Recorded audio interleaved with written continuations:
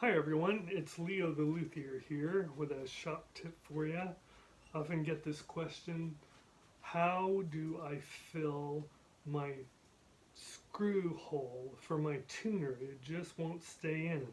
Um, Sometimes on older guitars, the tuner screw has been, it's been taken out or it's, been stressed by the string tension, or say on a pickguard screws where you've taken the pickguard screws in and out a bunch of times and suddenly a few of them are kind of loose and they don't, you can tighten them, try to tighten them, but they just spin.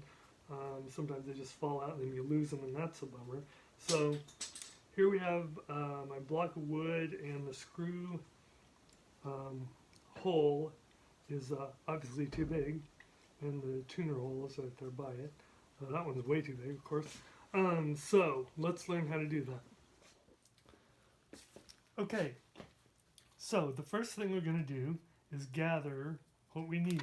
The tuner, of course, that we're going to try to replace the screw in, or the pick guard, whatever you're replacing the screw on. It's a good idea when you're doing this to take the item off if possible. I mean, if it's a pick guard and you got a bunch of screws to take off, you can probably do it without taking it off. It just makes it a little easier if you have the wood to deal with rather than a pick guard and the wood. So we've got the tuner, we've got our screw here. This is a slotted head screw, so I've got a flat blade screwdriver. If it were a Phillips screw, I'd have a Phillips screwdriver. I've got the wrench for the tuner, and I've got my trusty awl that I usually have for doing little jobs like this. So the first thing, and I've got a round toothpick.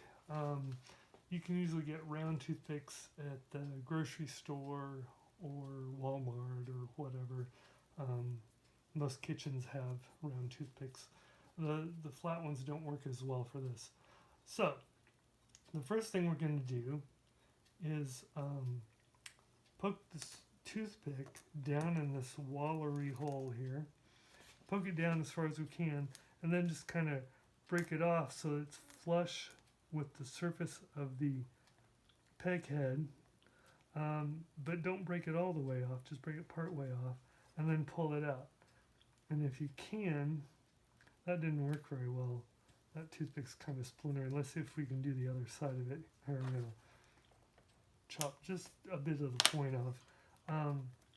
Poke that down in, break it off, flush with the back of the peg head, and then pull it out. So we've got our little piece of toothpick here, okay?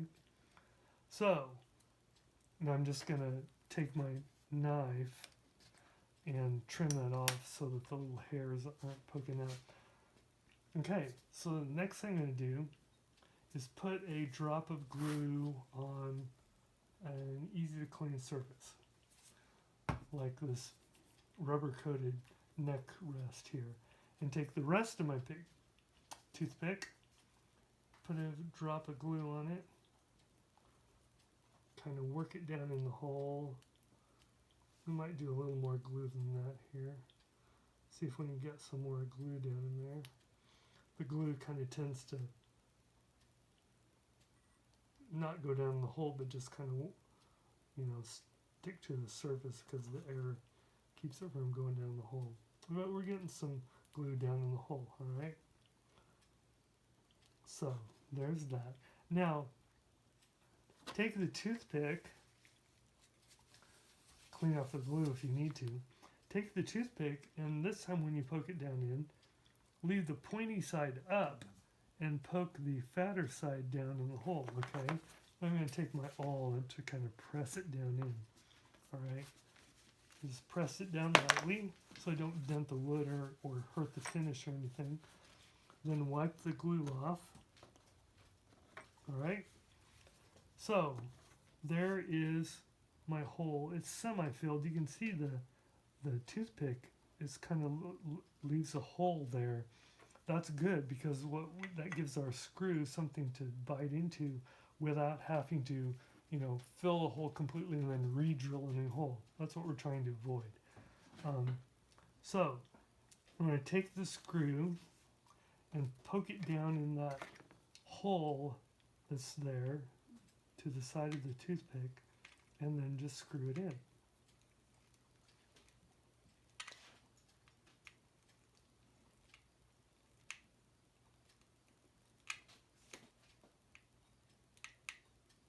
There we go. That's nice and tight. And wipe off the glue. I forgot to mention I'm using Tite Bond glue. You could use any kind of wood glue or white glue. Elmer's, school glue would work great for this.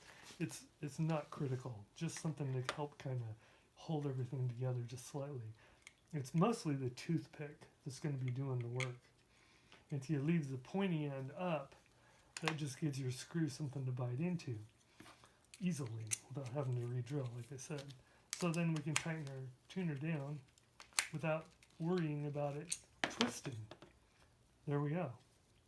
All done. So, there you have it. Thanks for watching.